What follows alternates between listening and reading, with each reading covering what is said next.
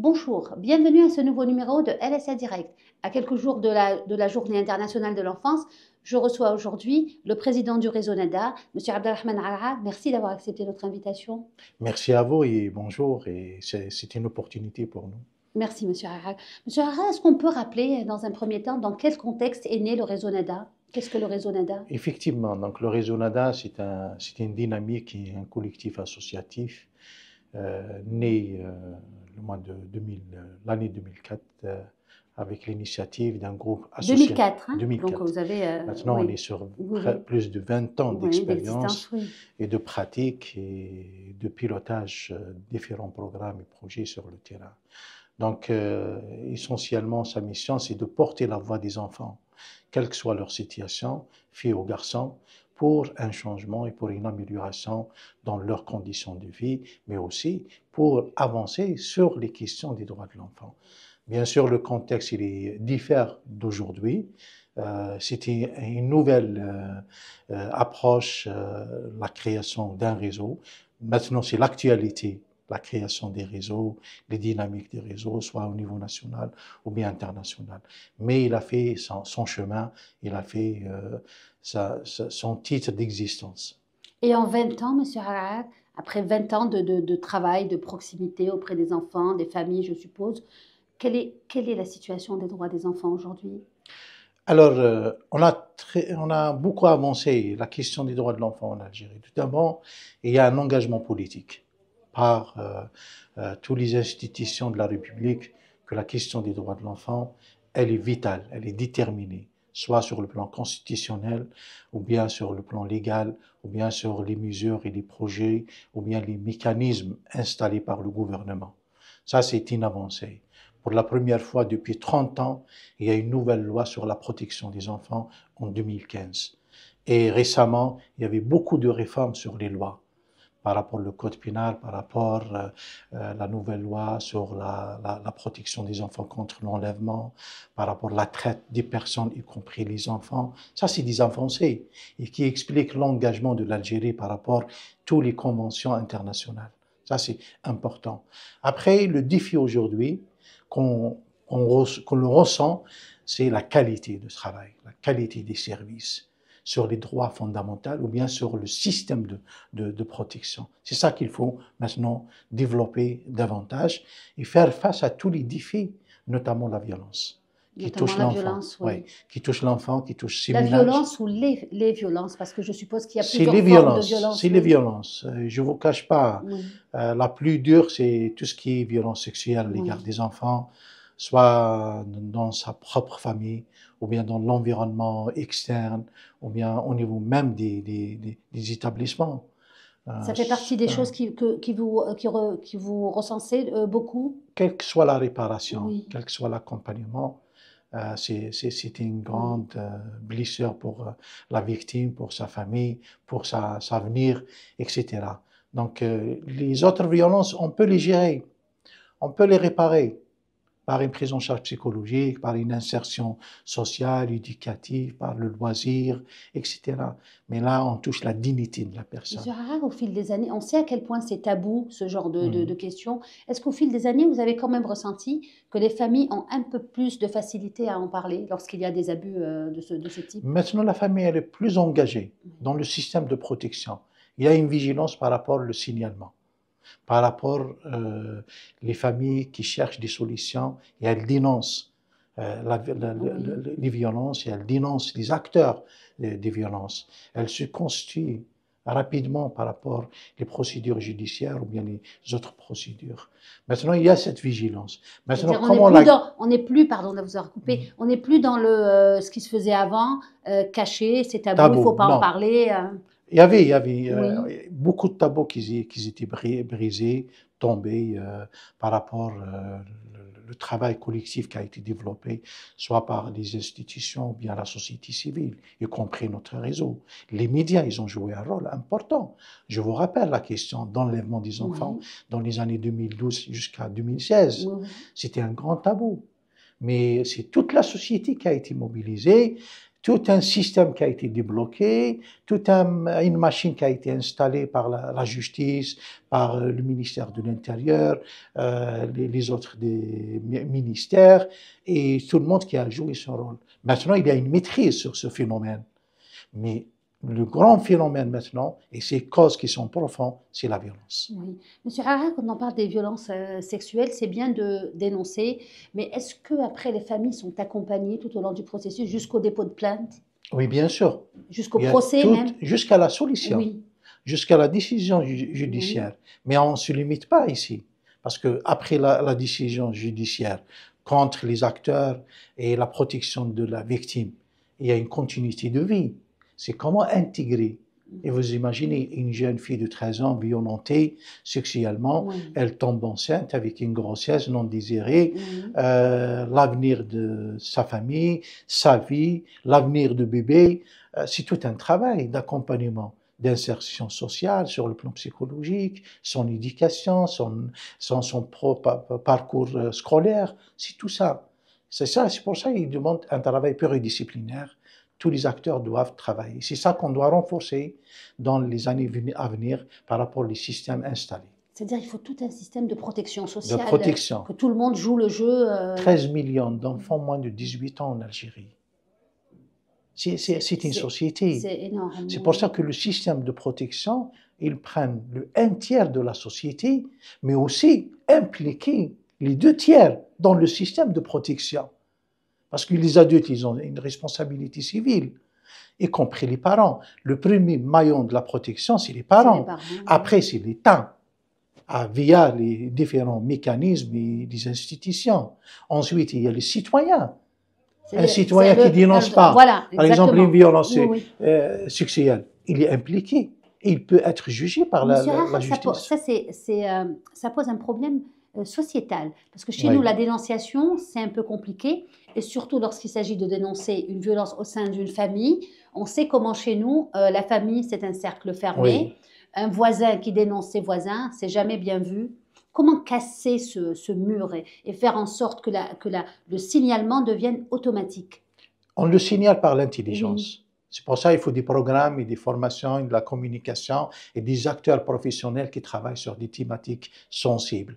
Comment accéder à ce niveau de secret sociétal, soit au sein de la famille ou bien de la société, et faire appliquer la loi avec cette intelligence et la rigueur de la loi. C'est le plus important. Oui. C'est pour ça qu'il ne suffit pas de se limiter juste à des professionnels qui vont appliquer la loi. Il faut toute une armada qui se concerte sur la façon et sur l'application des lois et comment protéger et mettre la victime hors danger. C'est ça. Et faire tomber les tabous. كالعيب والحشمة et après والحق. وين نحطوه. C'est le plus important. Et cette réalité et ce droit, il est consacré. On peut pas le dépasser. C'est pour ça qu'il faut un travail vraiment professionnel et de fond. Il y a le signalement, Monsieur Hara, on le disait maintenant, du simple citoyen que je suis, que vous êtes, qui peut être témoin d'une quelconque violence, mais il y a aussi les professionnels. Je pense aux enseignants, Oui, bien sûr. Je pense aux médecins quand ils reçoivent des enfants en consultation. Ils ont quand même cette capacité de détecter des signaux. Mais c'est normal. Comment eux, ils peuvent participer à signaler ce genre de... Via les mécanismes qui sont installés, tous les différents numéros verts qui existent, les réseaux sociaux, mais aussi les institutions judiciaires. Si un médecin trouve qu'il y a une violence, il peut signaler chez le procureur, chez le juge des mineurs. Est-ce que ça se fait, M. Hara? Ça se fait. Ça se fait. On reçoit beaucoup de signalements de la part des professionnels, soit au niveau des écoles, soit les centres de santé, soit aussi les centres de loisirs et d'animation pour les enfants, pour les jeunes. On peut observer de mauvais comportements. Et les violences aussi sont entre les enfants. Un adolescent, il peut agresser un enfant. Alors, comment protéger les deux en même temps et faire la loi entre les deux? C'est pas facile. Mais c'est pour ça qu'il faut un travail vraiment réfléchi et que les professionnels prennent en charge toutes ces questions-là. Il faut peut-être aussi, M. Hara, faire un travail de sociologue sur ce degré que j'appelle le degré d'acceptation, une certaine violence, un certain degré d'acceptabilité de la violence. C'est-à-dire que dans nos sociétés, on accepte un certain degré de violence sur les enfants, on accepte que les enfants soient corrigés, on accepte de donner des coups à des enfants, même dans la rue, c'est accepté. Donc c'est un petit peu aussi difficile d'arriver à... Il faut qu'on arrive à un zéro violence. Voilà. Aucun degré de violence n'est accepté. Sans rentrer dans les comportements éducatifs sociétals. Il faut s'adapter avec ça et changer les comportements avec la communication et l'éducation et l'information. C'est ça qu'il faut faire un travail. Aujourd'hui, tous les métiers qui ont une relation avec l'enfant, je pense qu'il est important de renouveler, d'aller vers d'autres modèles de travail, dans les méthodes, dans les systèmes, dans les programmes. 20 ans d'expérience, il y a toujours c'est les mêmes méthodes, c'est les mêmes aussi approches. Trouver des nouvelles approches en matière d'éducation, peut-être aider les familles à aller vers de nouvelles méthodes, bon, sans renier nos bien sûr, nos valeurs, nos valeurs, normal, mais il y a toujours un équilibre à trouver. Un équilibre, oui, bien entre sûr. l'éducation à la dure. Mais bien sûr, maintenant, la technologie, elle influence les méthodes et les approches. Elle influence même les traitements, sociétals ou d'autres. Maintenant, l'humanité, elle se développe. Pourquoi on ne va pas chercher ailleurs aussi les bonnes pratiques et les bonnes méthodes, etc., et adapter à notre contexte et avancer sur 20 ans encore. C'est ça qu'il faut maintenant, je pense que l'intersection, après 20 ans d'expérience, il faut évaluer et avancer sur une nouvelle vision. Est-ce que, M. Arha, vous avez aussi des retours sur les violences au niveau des écoles? Est-ce qu'on continue de frapper les enfants dans les écoles? Il y a des mauvais comportements, malheureusement, qui sont individuels. Alors que les châtiments sont interdits au niveau des maltraitance, châtiment, voilà. Utilisation d'outils, etc. Tout ça, il est purement interdit par la loi. Maintenant, il y a des comportements individuels, malheureusement, qu'il faut combattre, qu'il faut lutter contre ces comportements, même verbal. Parce que là, on est dans une relation éducative. On n'est pas dans une relation d'abus de pouvoir. C'est vrai, l'enseignant, il a sa place, il a sa sagesse, il a vraiment son image, etc. Mais aussi l'enfant. Sa place, elle est où? Il faut qu'elle soit prise en charge, prise en considération. C'est le plus important parce que c'est l'avenir. Et cette relation entre l'adulte, quel que soit son statut, et l'enfant, il faut qu'elle soit vraiment dans la complicité. Et le respect. Et le respect.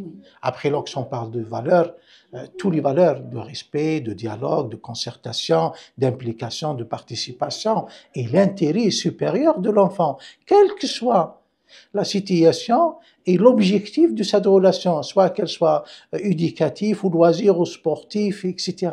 C'est ça le plus important pour nous. Maintenant, comment ramener toute la société à ces approches et ces compréhensions, etc. C'est tout un travail de la société civile, des médias aussi, mais des institutions. Oui. Monsieur Arha, l'Algérie est signataire de la Convention internationale des droits des enfants. Ça suffit à mettre en place tous les mécanismes pour protéger les enfants? L'Algérie, elle a investi depuis l'indépendance. Elle a fait beaucoup d'efforts et d'investissements sur les droits de l'enfant avant la Convention internationale. Après la Convention internationale, elle a honoré tous les engagements, soit sur les droits fondamentaux, soit sur les mécanismes. Maintenant, cette avancée, il faut la promouvoir sur tous les niveaux, soit sur les politiques publiques, ça c'est important, soit sur les droits fondamentaux, soit sur les différents programmes sectoriels, soit sur les mécanismes. Et il faut une évaluation et avancer dans les mécanismes et les normes internationales par rapport à ça.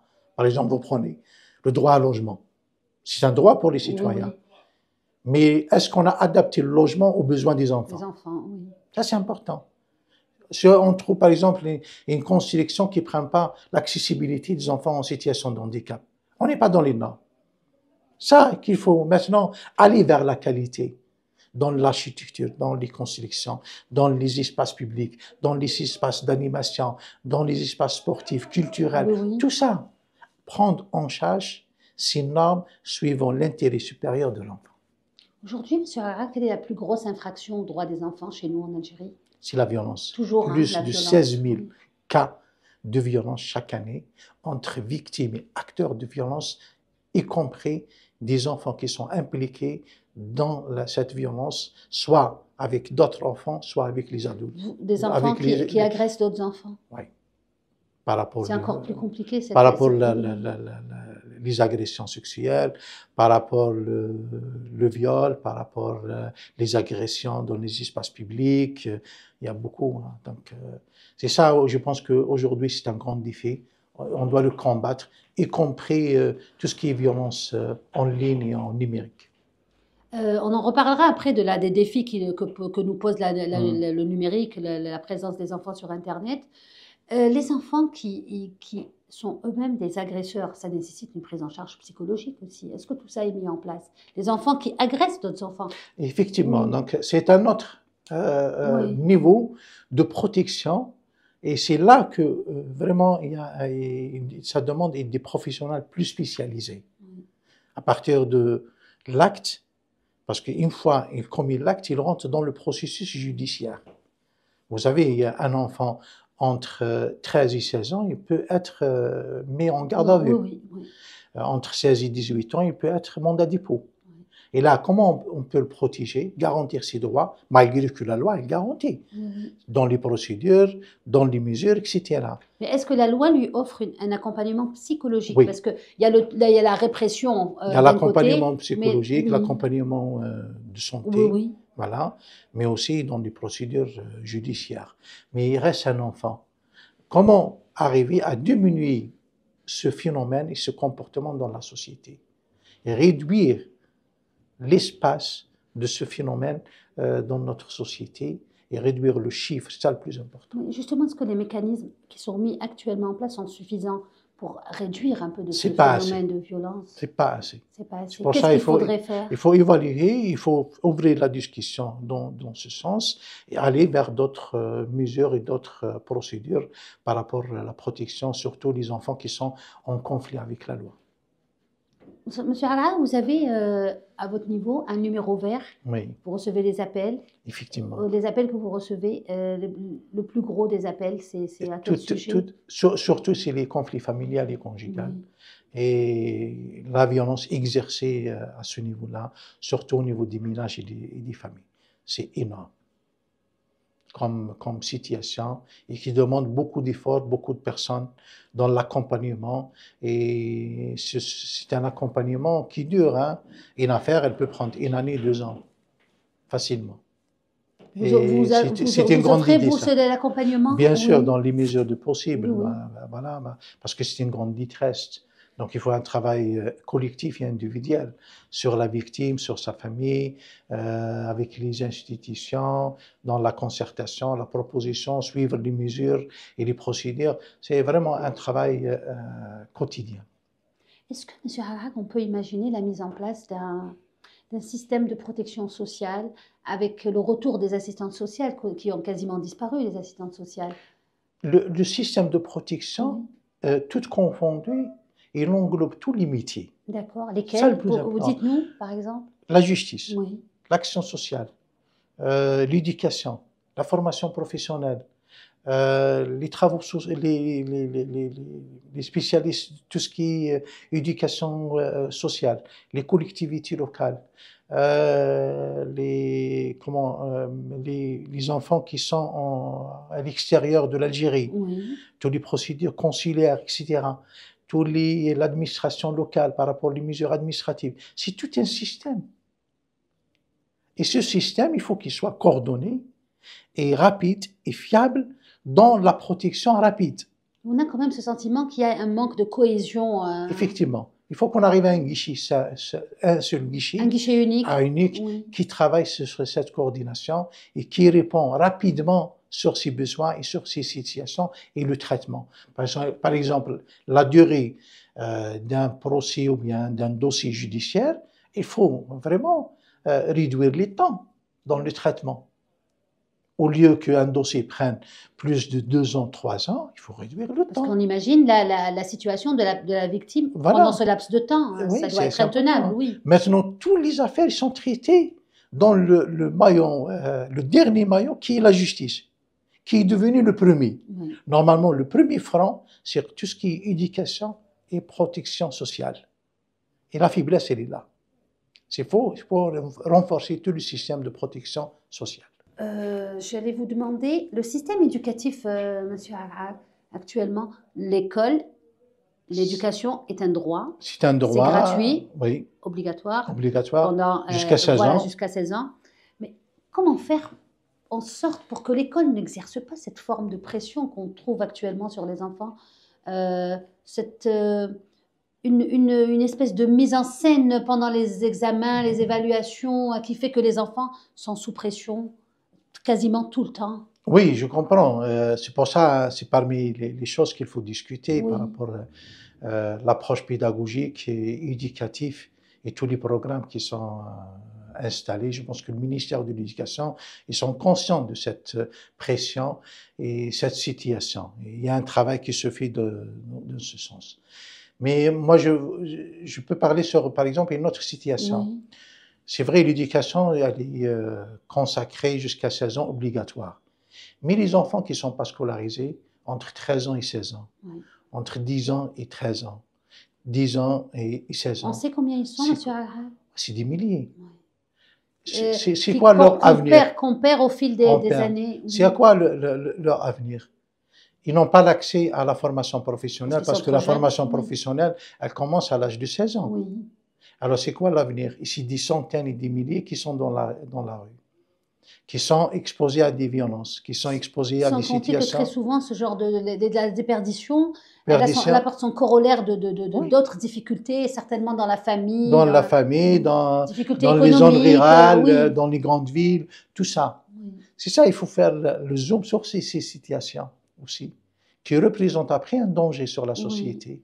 Parce qu'un enfant non scolarisé, non pris en charge, il est récupéré par la délinquance. Certainement. Il peut grandir dans la délinquance et devenir un acteur de violence. C'est ça les racines de la violence qu'il faut combattre, qu'il faut prendre en charge et aller vers la prévention par une prise en charge et une protection. Il ne suffit pas de traiter juste les victimes, mais aller vers les racines de ces problèmes. Il faut faire en sorte, déjà à la base, que cet enfant-là reste dans le système éducatif. Déjà, l'école, elle absorbe ce nombre important, sans oublier la petite enfance. Les enfants de moins de 5 ans, ils peuvent être exposés à des problèmes. C'est la question de la petite enfance par rapport aux crèches. C'est quoi leur programme? Comment ils sont accompagnés? Un enfant de 3 ans, 4 ans, il peut être maltraité. C'est quoi le mécanisme pour surveiller ça? Voilà, est-ce qu'il y a réellement un moyen, voilà, pour un parent, ou même pour vous, j'imagine, vous êtes quand même un réseau qui est là depuis 20 ans, voilà. Vous représentez beaucoup d'associations, j'en suis certaine. Est-ce que vous avez le moyen d'aller voir ce qui se passe? On n'a pas tous les moyens, non, on n'a pas tous les moyens, on n'a pas le temps ni la possibilité. Oui. C'est pour ça qu'il faut vraiment discuter sur le système de protection qui prend la petite enfance et les enfants jusqu'à 18 ans, dans tous les milieux. On revient toujours, Monsieur Harhad, à ce mécanisme de protection qu'il faut mettre en place. Il est en place, mais il a des faiblesses. C'est le plus important. Discuter sur les faiblesses, renforcer les acquis et renforcer par les outils aussi humains, matériels, mais aussi tout ce qui est formation. Un psychologue qui n'est pas accompagné dans son parcours de formation, etc., c'est pas assez. Il faut vraiment renforcer tout le système de formation au niveau national. Vous prenez par exemple les éducateurs de jeunes qui travaillent avec les enfants au niveau des mises en gêne, etc. Est-ce qu'on a assez de nombre qui prennent en charge ce nombre d'enfants? On n'a pas assez. Les animateurs de colonies de vacances, aussi, il faut les former sur les droits de l'enfant. Dans un espace de colonie, on peut avoir des violences. Il y a dû en avoir, il y en a eu certainement. Bien sûr, au niveau des plages. Sans parler sur les autres situations précaires, donc la mendicité, le travail des enfants dans le marché informel, on a plus de 4 mois ou 5 mois de vacances pour les enfants, le temps libre, c'est ça les loisirs, permettre aux enfants. Maintenant, l'État est en train d'investir dans le loisir. Mais est-ce qu'il y a des programmes qui accompagnent le loisir? Les éducateurs d'animation dans les espaces de loisirs, dans les quartiers, etc. Est-ce qu'on a assez? Non, on n'a pas assez. Les enfants qui sont en difficulté, tous les éducateurs qui doivent le suivre dans l'espace public, est-ce qu'on a assez? On n'a pas assez. C'est pour ça qu'il faut revoir tout le système de protection et ça demande un dialogue politique et stratégique. Et une volonté aussi. La volonté, je pense. Alliée. Oui, Oui. avec le président, avec le gouvernement, il y a une grande volonté. Il y a des rencontres avec Mais bien ou sûr, le ministère de la Solidarité, avec ou la solidarité, avec la justice, on coordonne, etc.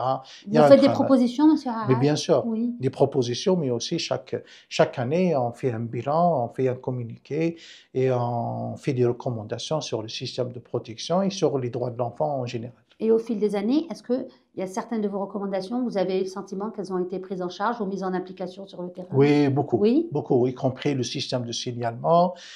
Sur le plan légal, toutes les lois qui étaient reformulées et de nouvelles lois, de textes, etc. Moi, je pense qu'ils ont pris beaucoup en charge sur cette question-là.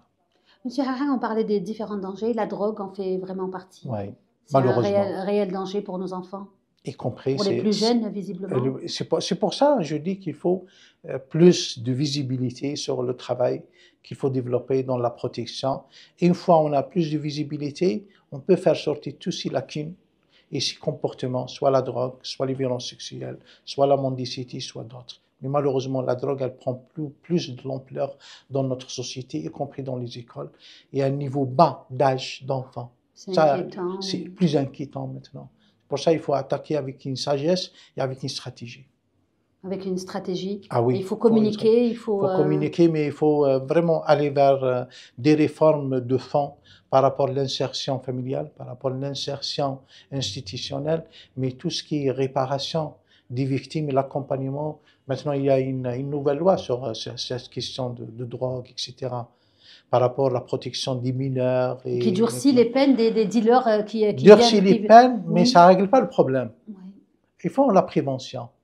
C'est ça le plus important. Vous voulez que ça soit fait en amont. En amont, oui. La prévention en amont pour protéger et durcir les peines contre les acteurs, mais protéger les mineurs dans tous les milieux, y compris le milieu familial. Parce qu'il y a toutes des situations où c'est la famille qui exerce ce comportement. On le dit souvent, monsieur Harag. Oui. Les gens comme vous qui sont proches des familles disent que très souvent, l'agresseur, il ne faut pas le chercher très loin. S'il n'est pas dans la famille, il est dans les voisins. C'est le voisin, c'est l'ami. Le marchand. Voilà, c'est ça. Oui. C'est ça. C'est pour ça la visibilité et la traçabilité des professionnels, elle se retrouve à ce niveau-là. C'est les ménages, les familles, c'est les quartiers, c'est les institutions. C'est le plus important. Il ne faut pas chercher ailleurs, dans d'autres espaces.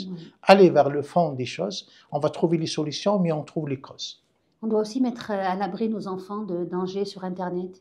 Ah oui, c'est énorme aujourd'hui. C'est un autre milieu et ils ont de l'avance, nos enfants, sur la maîtrise de la technologie, le numérique. Mais il faut les doter par les moyens, il faut les doter par les valeurs et les bons comportements et les impliquer dans les programmes, y compris les programmes en ligne. Et se rapprocher davantage comme adulte, quel que soit son statut, via le numérique pour les enfants. C'est ça le plus important. Il ne faut pas s'éloigner. Parce que le numérique, il est en train d'éloigner l'enfant de sa réalité. Alors, c'est l'adulte qui doit se rapprocher du numérique davantage. Et c'est pour ça qu'il faut former les enfants. Et former les enfants et former les professionnels. Et il y a des professionnels qui ne maîtrisent pas, qui n'ont pas cette culture. Pour lui, tu dis, voilà, j'ai pas l'âge, ça me dépasse, etc., j'ai pas le temps. Non, il faut. Et c'est pour ça qu'il faut des programmes. Dans ce sens, il faut des espaces et des temps. Parce qu'on le voit, monsieur Harag, rapidement, les jeunes ils peuvent être entraînés dans des réseaux, soit de trafic de drogue ou d'autres choses, ou d'exploitation des enfants, ou ils pourraient être... La grande pédophilie, elle est dans les réseaux sociaux. Dans les réseaux sociaux. Internationaux. Vous voulez dire qu'on attire les enfants Mais bien sûr. Oui. Comment on apprend un enfant à se prémunir de ce genre de danger? Il faut le former. Il y a des spécialistes. Nous, on a lancé le programme Citoyenneté numérique. On a commencé par la formation des associations. Les leaders associatifs, il faut qu'ils maîtrisent, qu'ils impliquent cette dimension dans leur programme. Il ne suffit pas d'avoir juste un agrément à une association. Peut-être qu'il faut aussi en parler dans les écoles, monsieur Harag. Dans les écoles, mais aussi commencer par les acteurs qui vont travailler avec les enfants sur ça. Maintenant, sur le numérique, il y a des enfants qui font du commerce via des jeux, via des contacts, via etc., des applications. Pour lui, il est en train de gagner de l'argent. Mais c'est pas que derrière, il y a d'autres objectifs. Il peut être exposé à une forme de violence, quelle que soit. C'est pour ça qu'il faut vraiment apprendre déjà à l'adulte de comprendre ça, soit parent, soit professionnel, soit un éducateur, etc., et se rapprocher de l'enfant davantage. Est-ce que l'exploitation économique des enfants chez nous est importante, Monsieur Harad? Dans le marché informel, Oui, dans le oui, marché informel. elle est très importante. Vous dites très importante. Très importante Oui. et elle prend de l'ampleur. C'est pour ça qu'il faut un travail de proximité pour ramener ces jeunes-là qui sont sur le marché informel vers Ce sont ces enfants-là dont on parlait tout à l'heure qui ont quitté les bancs de l'école. D'accord. Parmi, parce qu'il y a beaucoup de jeunes qui sont dans le commerce, dans le business, mais il est informel, dans les quartiers, dans les marchés, dans les trottoirs, etc. Et ça, c'est des citoyens. Or, qu'on le sait, le travail des mineurs est interdit. Interdit. En Algérie. Voilà. Mais comment le convaincre d'aller vers une formation qualifiante, avec un métier, et développer son projet de vie économique et social, avec des normes. Et maintenant, l'État a mis beaucoup de mécanismes, beaucoup d'investissements pour les projets. Pourquoi? Mais il ne sait pas quel est le mécanisme, comment aller vers une banque, comment aller vers une agence, etc. C'est de la communication. Et ce n'est pas le rôle de l'administration. C'est les acteurs sociaux, c'est la société civile, c'est les professionnels qui doivent communiquer avec les familles, avec ces jeunes-là dans les quartiers, dans les marchés, devant les mosquées, les convaincre, les informer sur l'existence des opportunités. Et c'est comme ça qu'on va réduire le nombre de violences, les situations illégales, l'informel, etc., etc. C'est un grand travail. Il y a aussi des enfants qui sont exploités dans des réseaux de mendicité. Malheureusement. Et c'est pour ça qu'il faut aller vers un état de lieu sur ce phénomène de mendicité. Et cette mendicité, c'est la conséquence des conflits et des problèmes sociétals au sein de la famille aussi. Voilà. C'est pour ça qu'il faut prendre en charge l'enfant. Il ne faut pas laisser l'enfant qu'il soit utilisé, quelle que soit sa situation et la situation de sa famille ou bien sa maman. Par exemple, vous imaginez une mère célibataire qui utilise l'enfant dans la mendicité. C'est pire, il y a des familles qui louent l'enfant. Qui louent des enfants qui ne sont pas pendant la journée pour la mendicité. Et après, elles partagent. Il y a des réseaux dans la mendicité qui offrent toute une logistique, une surveillance. C'est pour ça qu'ils font vraiment un travail et faire bouger le dossier de la prévention et la lutte contre la mendicité par le ministère de la Solidarité, le ministère de la Justice et l'Intérieur. Aller vite vers sur le terrain. Monsieur Harad, vous avez parlé des mères célibataires. Oui. Ça me ramène directement à une question sur les enfants nés hors mariage. Ça reste quand même des enfants, des Algériens. Bien sûr. Qu'est-ce qui est fait pour qu'ils soient insérés dans la société? Il y a un travail, c'est le mécanisme du kafala par rapport à ça. L'État algérien a vraiment fait beaucoup de choses par rapport à leur affiliation, leur identité. Il n'y a aucun problème par rapport à leur nationalité. Ils ont tous les droits civils, sociaux, économiques, pas de souci. Le seul point qui reste, c'est l'affiliation parentale. Ça, c'est à notre débat, à notre discussion. Voilà. Mais il y a un problème. Il y a une solution, mais aussi sur cette solution, il y a des problèmes. Par exemple, les enfants qui sont nés dans le kafala, il faut un suivi par rapport les parents kafiles, par rapport au rejet. Pourquoi il y a des abus? Il y a des abus, il y a des rejets. On peut avoir des conflits, on peut avoir des rejets, c'est-à-dire que l'enfant, au bout de quelques années, soit rejeté par sa famille. Soit rejeté par sa famille, soit lui, il n'est pas préparé, il peut fuguer. Dans ce cas-là, M. Harad, vous, qu'est-ce que vous conseillez quand on adopte un enfant? C'est de lui dire tout de suite, raconter son histoire tout de suite, ne pas attendre qu'il soit adulte? Non, il faut une préparation psychologique. Des parents. Des parents. Et des enfants. Et il faut des professionnels qui accompagnent les parents, qui accompagnent l'enfant, mais il faut être sincère avec l'enfant dès les premiers temps. Pour éviter la rupture dont vous parlez là maintenant. Il ne faut pas laisser jusqu'à 14 ans, 13 ans, il va découvrir une autre réalité. C'est un choc. C'est un choc, c'est un mensonge, il ne faut pas l'accepter, il ne va pas l'accepter. Mais le préparer avec sincérité, avec une intelligence, avec une éducation et une pédagogie qui prennent en charge toutes les qualités, tous les aspects psychologiques de l'enfant, ça donne ses fruits. Mais après, je pense qu'il aura des problèmes et des ruptures. Oui. Monsieur Harad, les enfants handicapés, quelle est leur situation chez nous? Moi, je pense qu'il y a une nouvelle loi sur ça. Il y a une avancée par rapport à la Convention internationale et l'adaptation de la loi 2012 qui protège les enfants.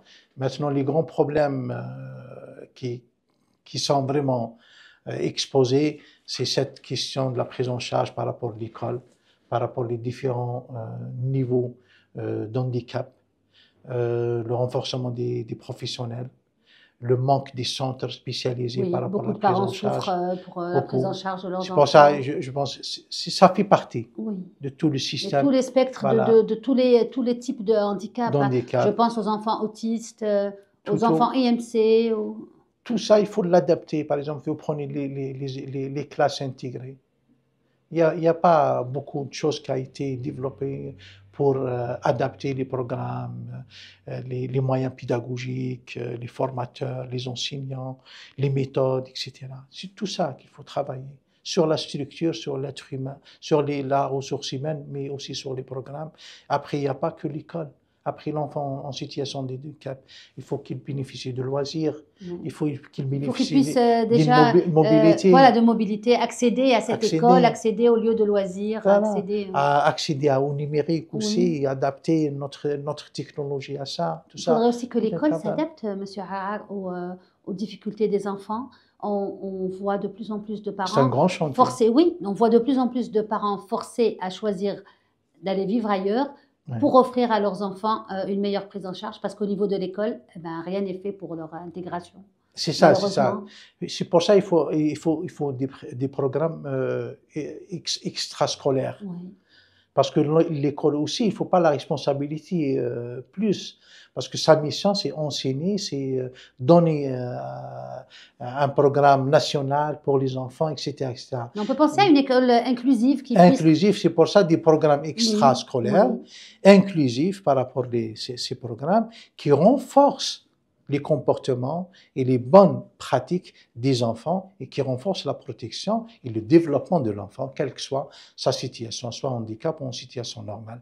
C'est un grand chantier qu'il faut travailler, mais c'est pas que l'administration de l'école ou bien les enseignants. Parce qu'un enseignant, il te dit, voilà, moi j'ai mon programme, j'ai mon agenda, j'ai mon planning, je ne peux pas aller vers plus que ça, c'est normal. Il faut trouver d'autres mécanismes. D'autres, les auxiliaires de vie, les éducateurs, les acteurs sociaux qui interviennent dans l'école. C'est pour ça qu'il faut vraiment un travail pluridisciplinaire autour de l'école et s'ouvrir avec une accessibilité, avec un programme durable. C'est pas juste une action. On a le 1er juin, on va fêter avec les enfants. Non.